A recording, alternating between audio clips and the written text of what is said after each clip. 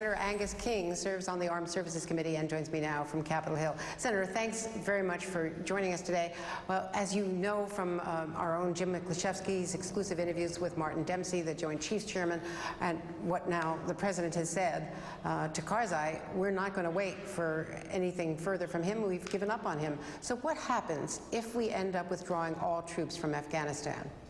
Well, it could be a problem. I mean, in terms of just the security in Afghanistan, the troops there, their forces have improved a great deal. They're miles ahead of where they were just a few years ago. But are they going to be able to resist a kind of hit-and-run guerrilla war by the Taliban?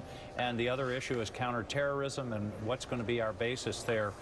This is a real problem, and I think the President is doing the right thing by, in effect, calling Karzai's bluff.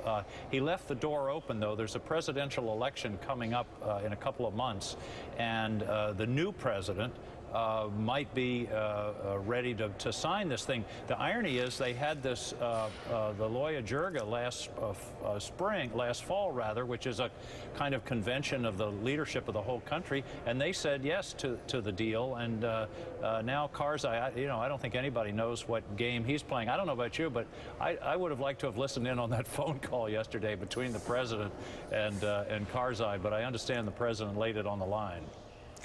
Well, for sure, I would have liked to have listened in because he has to be completely fed up with Karzai. And now there's a risk that the Taliban are going to reverse all of the progress, all of the thousands of lives and billions of dollars, America's longest war. And how do we justify this kind of a withdrawal, even though it is what the American people want?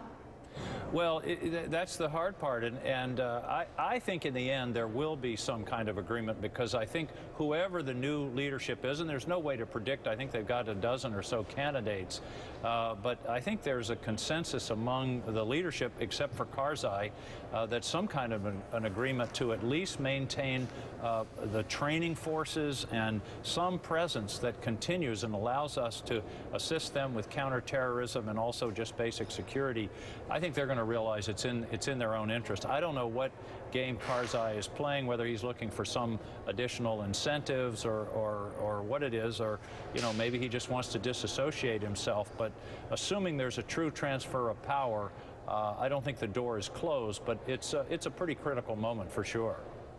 And among the issues is the role of women and girls in Afghanistan, which have been fought for so hard by this administration and the Bush administration. So there's a lot to be pursued, and I know you're going to stay on that issue. Absolutely. Thank you very much. Thanks for joining us today, Senator King. Yes, indeed. And we'll be right back.